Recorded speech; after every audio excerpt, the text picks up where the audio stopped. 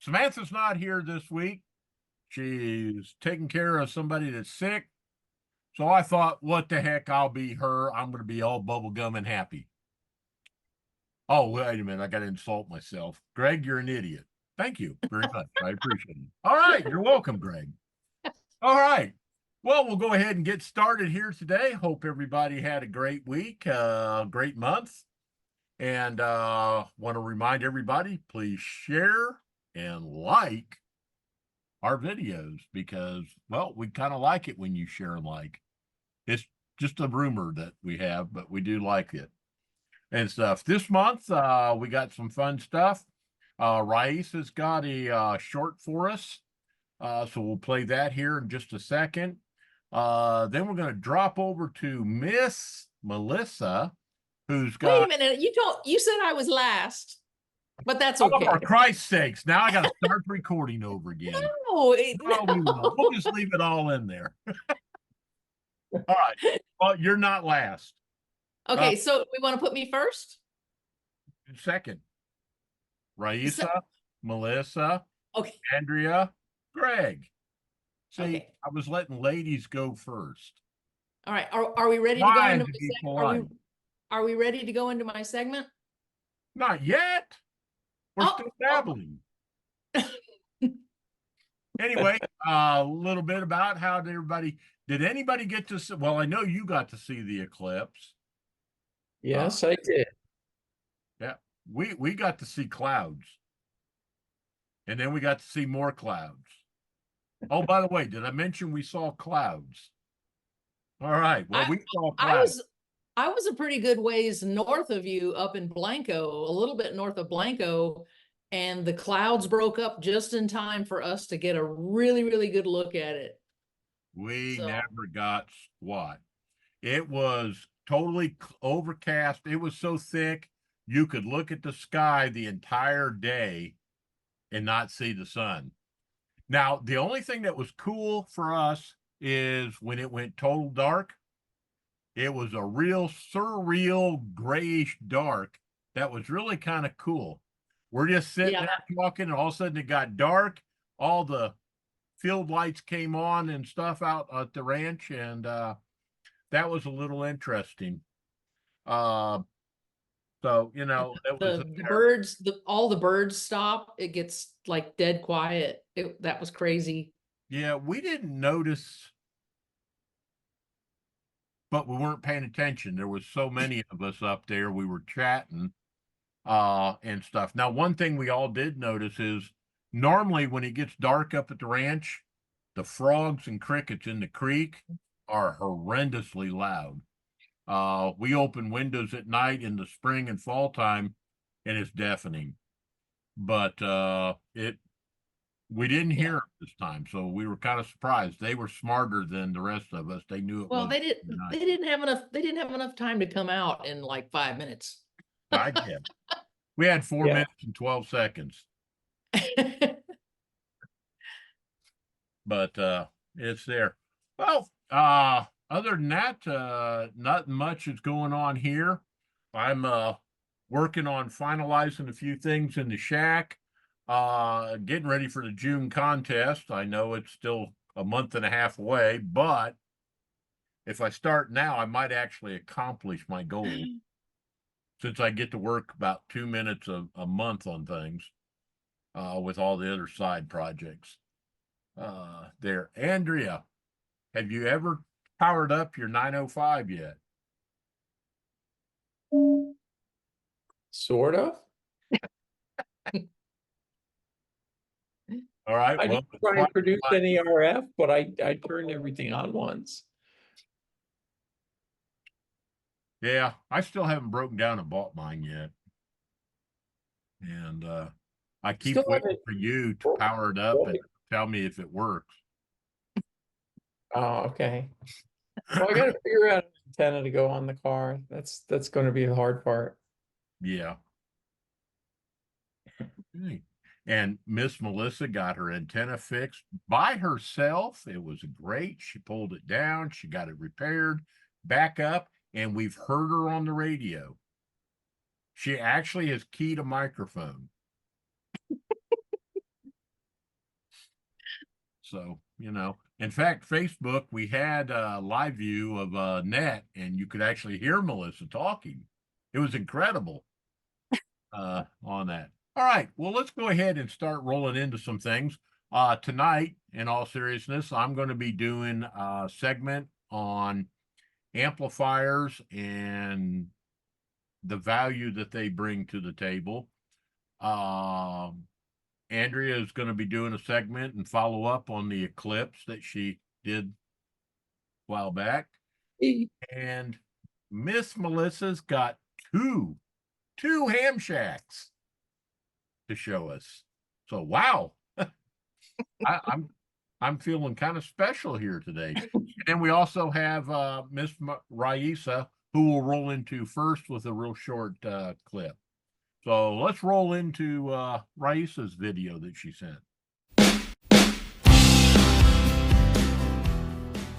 AM radio connects you with the entire world, opening doors to new cultures and friends.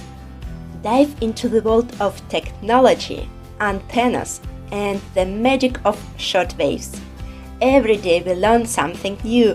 New friends from all continents, communication without borders, exchanging ideas and experiences, learning languages, geography, and history through ham radio. Every cursor is a new lesson. Join the ham radio community and start your unique journey today. Unlock the world of amateur radio. International Airport, 59 press for you. QSL Raisa. Radio 1 Bravo India Golf Stroke Portable. Thank you, Raisa. We appreciate that. That was a cute little video and stuff. Well, let's go ahead and, you know what? I'm going to change it up again. Let's roll into Miss Andrea's segment. Okay. I'm keeping Well, you all on your toes. as you know, I did get to see the eclipse, and I just wanted to make a comment on the eclipse. I did travel a little bit, which I will explain here shortly. But for a lot of the people in Texas, where it was kind of iffy clouds, it seemed like the clouds parted for viewing totality. And I tend to think that was caused by the eclipse affecting the weather itself. But anyway, let's go to my segment here and show you what I ended up doing.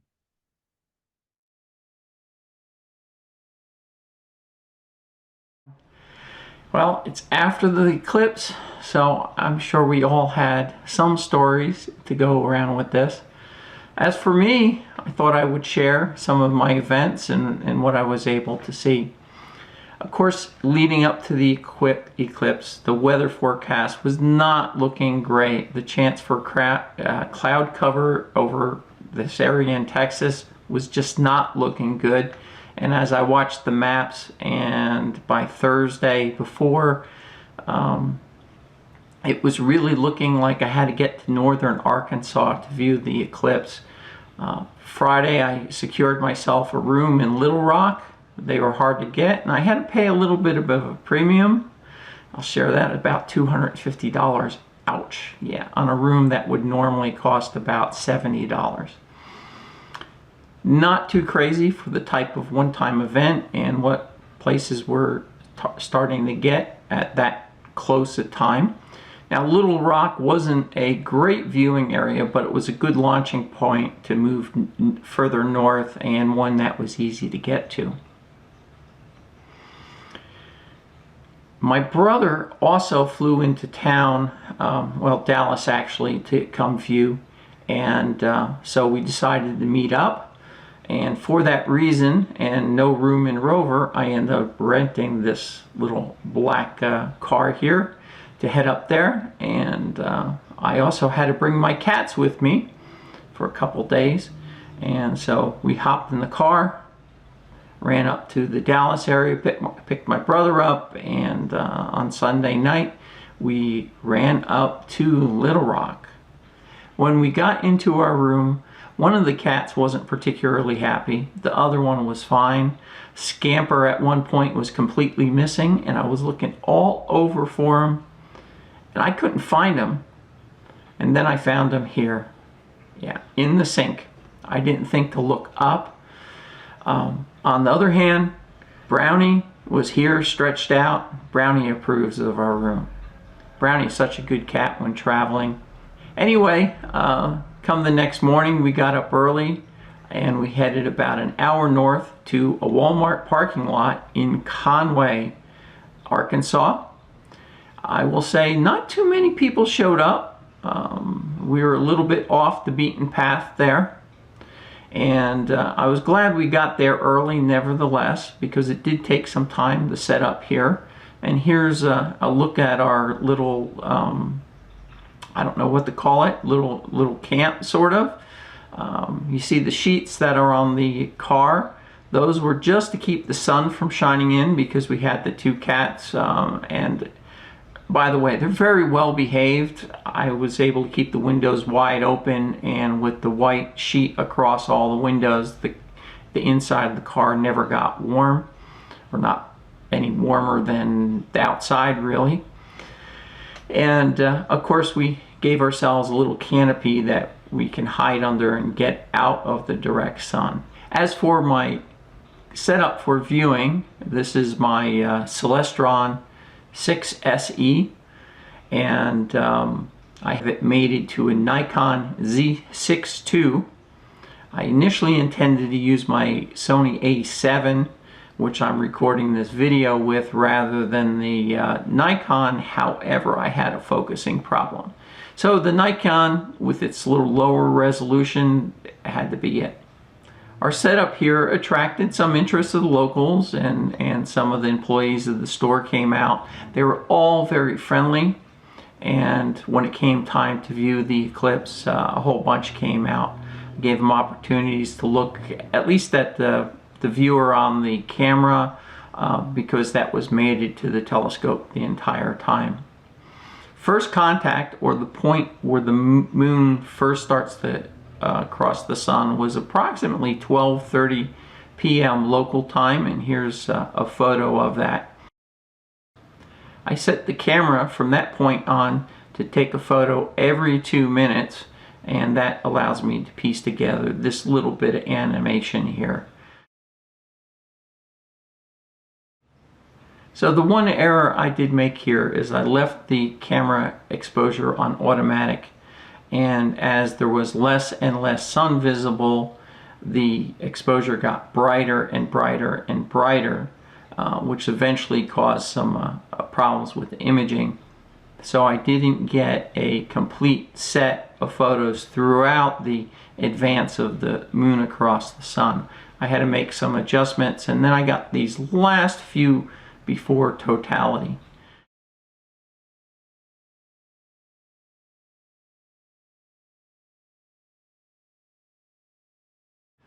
Once we were in totality, I took the sun filter off the telescope, and we can now see the corona for the first time. And this is kind of a balanced shot here. You see a little bit of corona, you see a little bit of the prominences. Some will call those flares, but the proper term is prominences.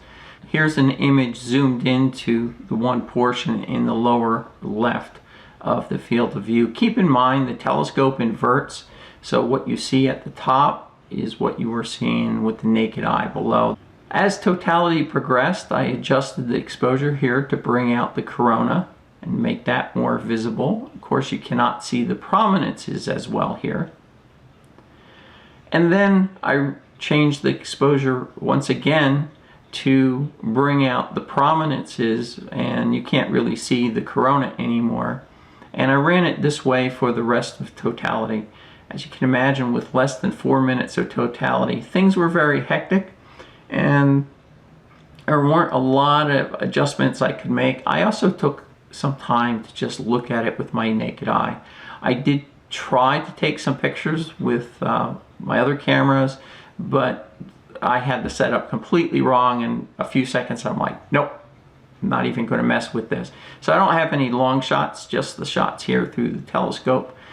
And as we get close to the end of totality. These are the last few shots, and you can see the sun just starting to come out. And here we are, filter back on after totality, and I'm back to recording photos every 2 minutes. That was my experience. I hope you all had a good experience. This is Kilo 2 Echo Zulu, roving reporter for Ham Talk. All right. Well, thanks, Andrea. Enjoyed that and stuff. I think everybody else will enjoy that too. And some of the pictures were pretty good. All right. Miss Melissa. It makes me wonder, people are putting out videos like crazy about the upcoming eclipse. That's all you hear. The eclipse is coming, the eclipse is coming. Is there much follow-up videos and stuff after the eclipse I haven't talking seen about? much. I've seen lots of people posting their photos. Yeah. Videos? Immediately after, but I'm just kind of curious, like a discussion or a little bit more in-depth kind of stuff after the eclipse. I accidentally ran into on YouTube someplace, and I can't tell you where I found it. I was searching for a couple other things and found a short video clip from amateur radio where they were doing things like checking propagation on different bands during the eclipse and after, and the solar noise. Now, one of the things, and I was thinking about doing that and aiming and monitoring how much of the sun noise would be blocked by the moon there. To me, that was an interesting question, but I didn't stay home. I went up to the ranch, so I didn't get to try it. But I was going to point a dish up and just measure. Let me try that again. Measure. And We get it. so it would have been interesting to see. Well, Miss Melisa, do you have any questions or anything or comments this month? Nope, nothing new. Okay. Well, let's roll this to your... Nobody loves us. Nobody. Not even Mike? Okay, my segment, I'm going to be reviewing the ham shack of our very own JD W1 DVZ, and also we're going to do an update ham shack review for Scott W5 SLS, and here we go. All right.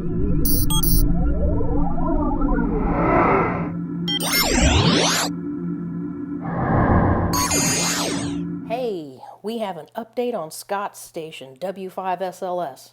Scott has an amazing station and runs DMR as well as working HF, but his primary activity is 6 meters through 23 centimeters.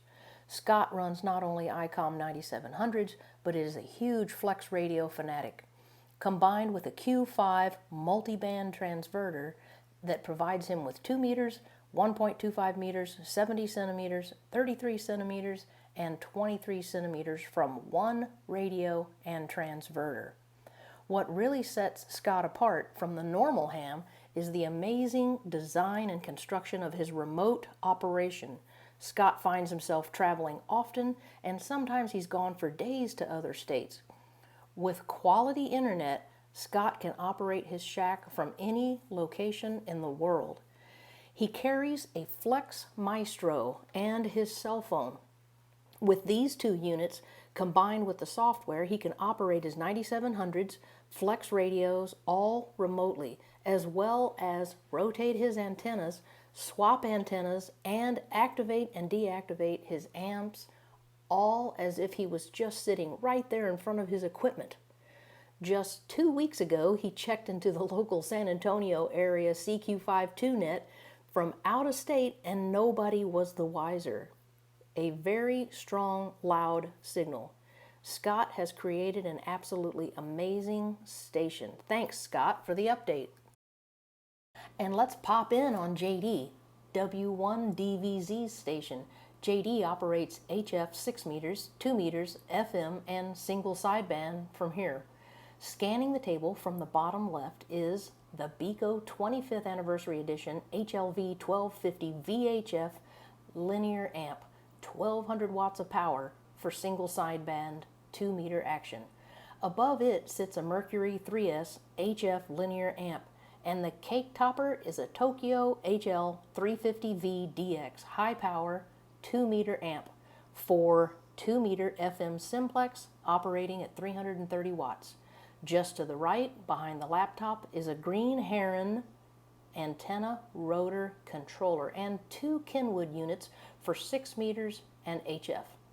An ICOM SM50 microphone, and to the right on the bottom, he has an ICOM IC7610 HF 50 megahertz transceiver, and sitting atop that is his ICOM IC9700 all-mode tri-band transceiver for 2 meters, 70 centimeters, and 23 centimeter weak signal operating.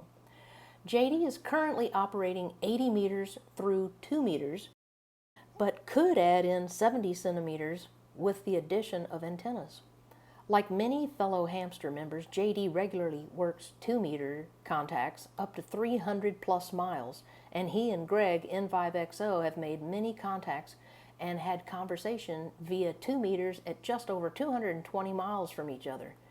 Although JD enjoys HF operation, he is a huge 6-meter and 2-meter fan. He's also active on the 900 megahertz repeater and the All-Star Net, which allows him to talk daily, base or mobile, back to his friends in San Antonio, and he has regular contact with fellow hamster Jerry, KB2WDM.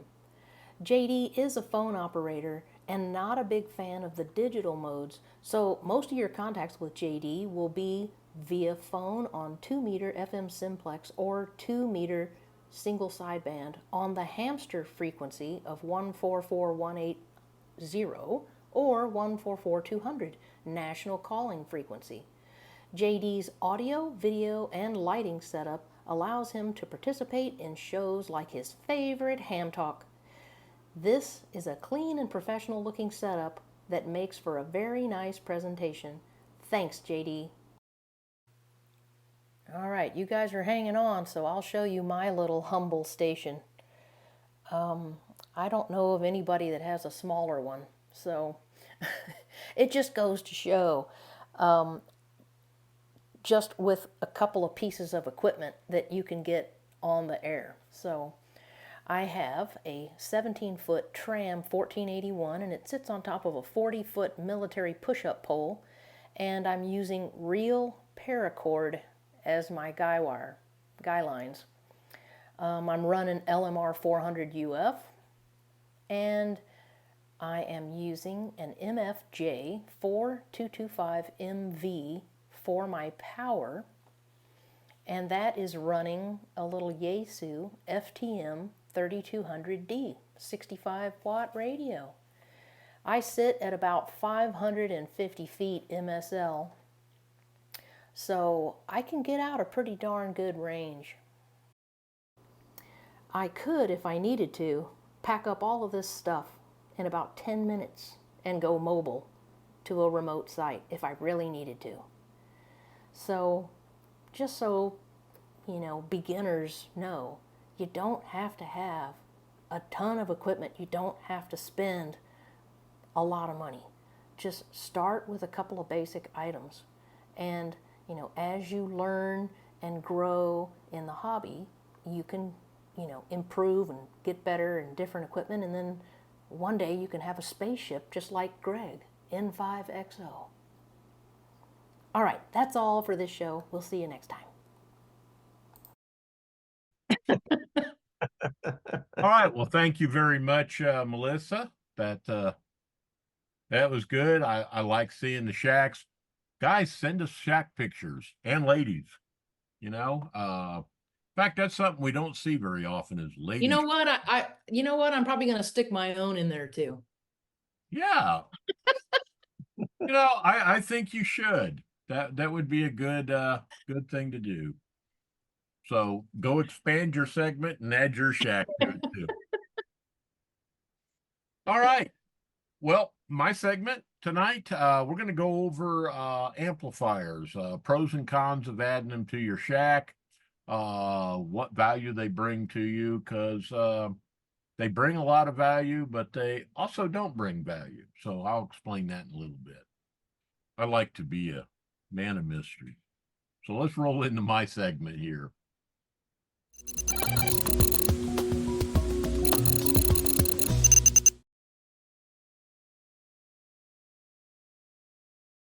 Drying and fixing your TRAM 1481. Fully disassemble the antenna because there are several wet spots in it, so make sure that the antenna is completely dried out. This one was so wet for so long that the bottom assembly wasn't even attached anymore. So after it was dry, I put it back together using contact cement and silicone tape.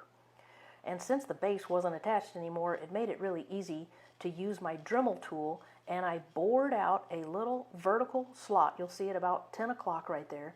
I bored out a vertical slot. It only took me a few minutes with my Dremel tool. And I used this little tiny bit. Again, after it's fully dried out and put back together, seal it up with your silicone tape at the joints, making sure that you don't interfere with the lower radials. Was there anything else we want to chat about? Because, man, we've gone through this one fast. I think we found the drag on our show. Right. Everybody's got to yell, "Where's Fred?" and a couple other things. I'm kind of out of place and don't know how to deal with it.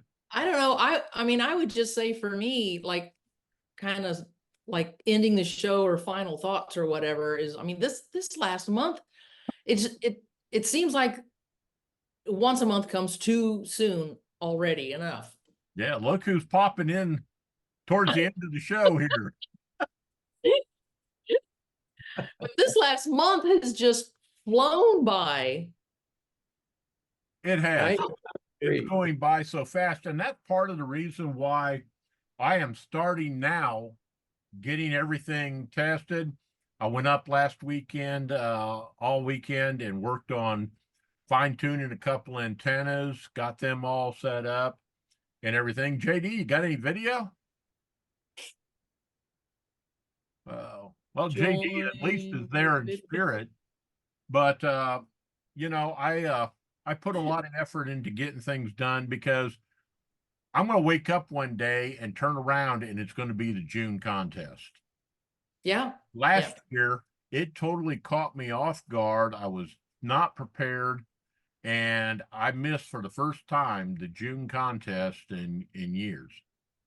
And I've made the rest of them. I just didn't make them in good fashion. I wasn't as up and stuff. I actually need to start blaming this on Andrea, because before her, I never missed a contest. I was always on all bands: 6 meters, 2 meters, 220, 432, 900, 1296. And Andrea's vehicle so intimidated me that I'm afraid of the contest now. That's my story, and I'm sticking to it. was going to question when you said it was the first time you missed the June contest, and it seems like these past few June contests, I was in your backyard, and I have yet to make contact with you except for that. No. Those couple mobile contacts that just randomly happened on 2 meters of all things, FM of all things. Yeah, no, since I started moving, the last 2 years, I have not been performing at all. This shack move, they decided that the front den and bedroom was going to become a mother-in-law suite. And I got evicted from my area and moved back here to this small bedroom, and trying to fit everything I went from a large room to a small room. So it's been a challenge for that, number one. And number two, my job status changed. I went from working 20 to 28 hours a week and making really good money to making good money and working 60 to 70 hours a week.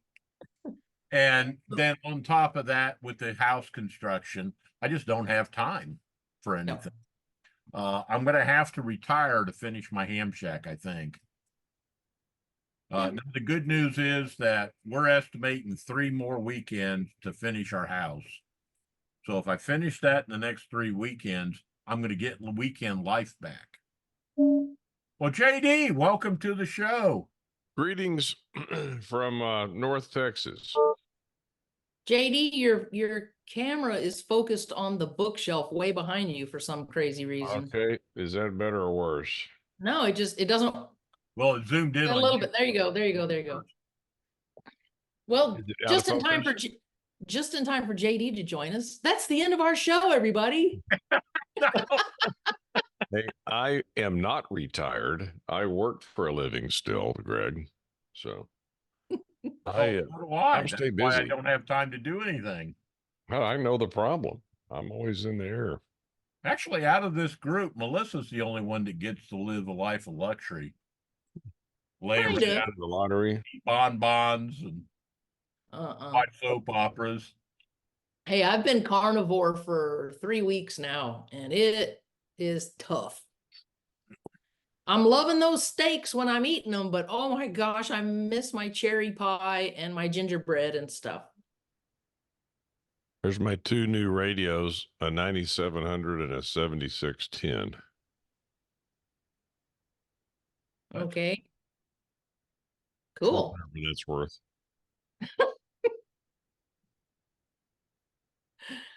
Well, you missed your we showcased your ham shack, so Oh, you you did? missed it. Yeah, you missed it. Oh, heck, I didn't get a chance to talk about it. Oh, Well, go ahead. Tell us a little bit about your it's shack. too late. No, I'm sure you Melissa recognized gave her everything. version of your shack. Let's hear your Well, version. I think the most important thing is I spent 1 full day rats nesting it because I found things back there that I didn't know I had, and it's completely organized. You'd be proud of me, Greg. It probably looks like the back of your shack. It's cleaned up, Well, labeled. I mean, you know, I've got wire I'm lucky the wraps, camera won't fit underneath the shelf right now. and it just looks neat and organized finally, for me anyway. You know, Yeah. my definition, which is loose. So, but everything's working, which is good because it wasn't completely reliable at one point. It had some issues, but now all that's fixed. So I was able to talk to Corpus the other day, Greg. You'd be proud of me with my low altitude 2-meter horizontal antenna. That was 300 miles, which wasn't bad. Well, Right we'll over the have top to, of San Antonio. now that I've got mine back up on there, we'll have to try to make contact. Maybe get Andrea in there and we can all three work each Yeah. other Yeah, let's do that, Andrea. on that. One thing Yeah. that I forgot what I was going to say. I do that a lot more. How long do we have to wait for you to Maybe we remember? should conclude the show. Well, we can do that. I mean, you know, went kind of fast today. All right. I don't have anything else. So does anybody else have anything? I kind of feel bad shutting the show down right as JD comes in. Well, I was running to get here. All right, we'll set. Maybe I'll slow down one of these days. I You would know, just be happy with your segment. just a segment. Okay, just a well, segment. I have to have time for that too. Oh. All right. Well, Andrea, you got anything to last minute us? Nothing heard. All right. Here's my contest challenge. Will Andrea power up her 905 and put it to use and make a contact? Or will JD get his Beco review out first? Which will happen? Which will happen first? Yeah. I actually slow down in June, so I really do. Things slow down a little bit, so that's going to happen. I can do a 9700. I can do a 7610. I can do a Beco. I can do a Mercury 3S. What you need to do is record all 3 of them or 4 of them at once and then we'll just plug in each segment for you. I've got my old HL350DX completely redone. It's working great now. I've got my THP 450 redone, so it's working good. So Yeah, I was surprised to see the Tokyo High Power in yeah, it's working good. MLisa's segment there. I didn't know you still had that. It had to go through. It had to go into ICU in California, and he got it back to life. So that was nice. Okay, well, I'm off to watch Star Trek. That's what I do at 7 o'clock. So Well, we got Hey, a don't- half hour. Don't, JD, don't leave. why not? It's Star Trek time. We need to end the show. We got 30 minutes actually. Yeah, slide back into the picture. Sorry. All right, well, let's go ahead and wrap up. JD, you got any final words of wisdom to offer before we sign off? I wonder if anybody cataloged any sort of amateur radio effects from the eclipse. Was there any gray line effect? Was there a moon bouncer that did something interesting? I just wonder if there was any kind of a follow-on for the amateur community from the recent eclipse. We That's all I actually got. That's more of a discussed that question. just before you popped in. We saw one video where somebody, but I didn't watch it much because I was looking for something else. But he was talking about the impact of noise from the sun and stuff. I'll try to find that and see what his conclusion was. Miss Andrea? You want words of wisdom? Yes, words of wisdom. And are you going to beat JD? Will you have the 905 or Okay, I'll read the last one first. Bico? I'm not gonna. No, I'm not gonna. JD, definitely not for June. Antenna, it seems take some time. Now my internet connection is getting messy. Words of wisdom, non sequitur, doppelganger, pair, apple, and brick. Okay. All right. I appreciate that, man. I feel so much better now. Stream of consciousness for 1,000. I mean, I actually feel smarter hearing Andrea talk. Miss MLisa, you get to put the bell on everything tonight. This show is, maybe we need Sam to get back in here. You know, the show's a little shorter without her, but boy, does it go off the rails even deeper. No, if somebody's watched this whole entire video to its conclusion, then thanks for hanging in there. Thank you. And we will recommend a mental health doctor. All right, ladies and gents, thanks a lot. 73s. We'll see you next month. Bye-bye.